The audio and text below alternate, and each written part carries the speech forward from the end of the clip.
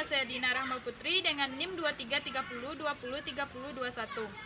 Baik, di sini saya akan menjelaskan konsep fikih siasa menurut Al-Mawardi dan Al-Ghazali.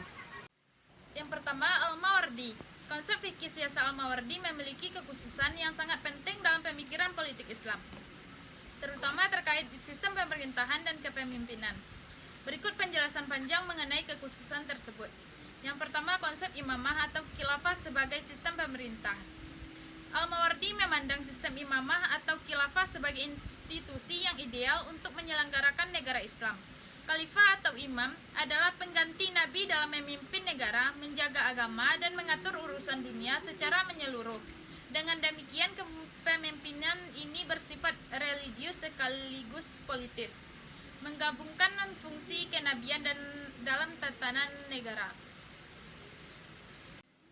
Yang kedua, pendekatan institusional dan kelembagaan Al-Mawardi menekankan pentingnya pembagian tugas dan fungsi dalam pemerintahan Islam, seperti peran khalifah, wazir, hakim, dan pejabat negara lainnya.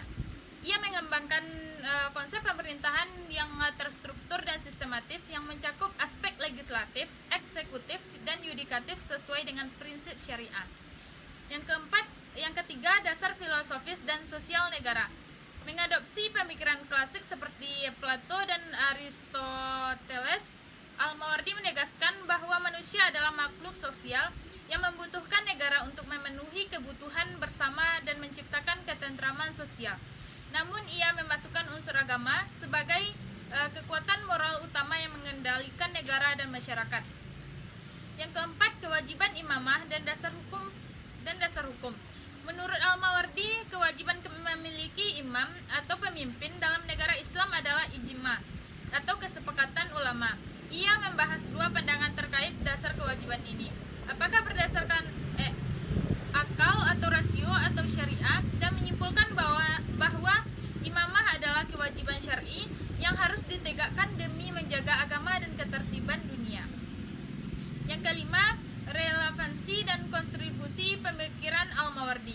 Pemikiran Al-Mawardi sangat berpengaruh dalam sejarah politik Islam, terutama pada masa dinasti Abbasiyah, dan masih relevan untuk dikaji dalam konteks modern. Ia menolak konsep negara sekuler barat dan menawarkan model pemerintahan Islam yang efektif dan efisien, dengan penekanan pada nilai-nilai Islam dan dalam kepemimpinan dan pemerintahan.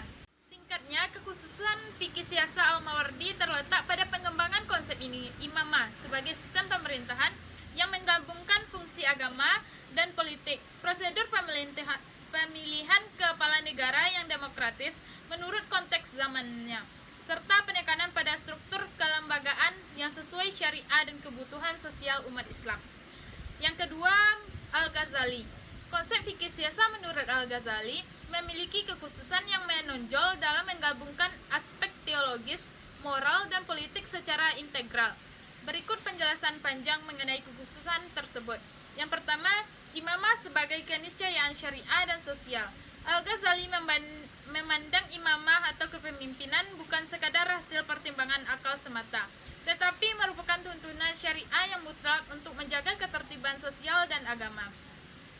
Tanpa pemimpin yang berwibawa dan ditaati, ketertiban agama dan kehidupan bernegara tidak mungkin terwujud. Imamah berfungsi mencegah perencana sosial, politik, dan menjaga stabilitas masyarakat agar tujuan syariah, yaitu ketertiban agama atau nizam al-din, dan ketertiban negara atau nidam al-daulah dapat tercapai. 2. Integrasi agama dan negara. Al-Ghazali menolak dikotomi antara negara dan agama. Baginya, negara adalah persyaratan penting bagi tegaknya hukum Allah di muka bumi. Pemerintahan yang syar'i diperlukan untuk mencegah kekacauan, permusuhan, dan ketidakstabilan sosial ekonomi. Dengan demikian, politik pemerintahan harus berlandaskan moral dan agama sebagai fondasi utama, sehingga tercipta masyarakat yang adil dan makmur secara dunia dan akhirat. 3. Moral dan ilmu sebagai dasar kepemimpinan. Kekhususan lain dari pemikiran Al-Ghazali adalah penekanan pada pentingnya ilmu dan adab dalam berpolitik. Seorang pemimpin tidak cukup hanya menguasai teori politik, tetapi harus faqih dalam ilmu agama dan memiliki moral yang baik.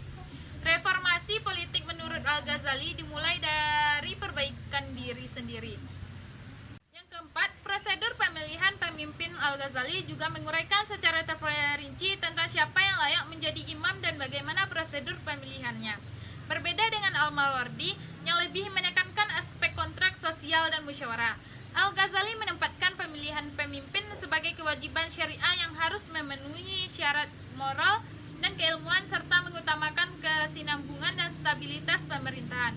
Yang kelima, kepemimpinan sebagai amanah ilahi. Menurut Al-Ghazali, kepala negara adalah wakil Tuhan di dunia yang harus memimpin dengan keadilan, hikmah dan tanggung jawab penuh kepada Allah Subhanahu wa taala, bukan tanggung jawab penuh kepada rakyat semata. Jadi dapat kita simpulkan yaitu kekhususan konsep fikih siasa Al-Ghazali terletak pada integrasi antara tuntunan syariah, moralitas dan politik praktis dalam membentuk pemerintahan yang berwibawa dan beretika. Ia menekankan pentingnya pemimpin yang faqih dan bermoral, imamah sebagai keharusan syariah untuk menjaga ketertiban sosial, serta hubungan erat antar agama dan negara sebagai fondasi stabilitas dan kemakmuran masyarakat. Sekian yang dapat saya sampaikan. Assalamualaikum warahmatullahi wabarakatuh.